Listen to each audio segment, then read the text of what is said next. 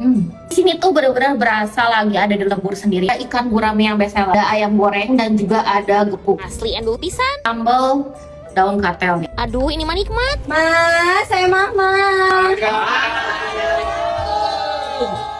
Welcome to Pesona Kampung Sunda. Di sini tuh kamu bakal ngerasain vibes yang berbeda. Rasa lagi dari pedesaan. Bener-bener ya, setiap sudutnya tuh berestetik banget. Apalagi buat kalian yang kangen sama lembur, pasnya pas banget kesini. Makanannya bervariatif banget. Kalian tuh harus cobain semuanya. Menunya tuh macem-macem dan pasti bikin lagi. Aku pilih nasi merah, kikil. Ada juga nih semur jengkolnya. Pastinya kalah pisan. Aku mau pesen ikan gurame, ayam goreng, bakwan jagung, tempe mendoan. Takunya yang keringnya kan, jus mangga kue, es cincau hijau. Tuh bener-bener selengkap itu. Kamu tuh tinggal pilih aja yang kamu suka. Minuman seger juga ada. Aku lagi di Bandung, aku tuh lagi mampir ke Pesona Kampung Sunda. Ada karedok yang best seller, kikilnya, semur jengkol, sambal dadak, mangga, daun katel, pencok, puncak.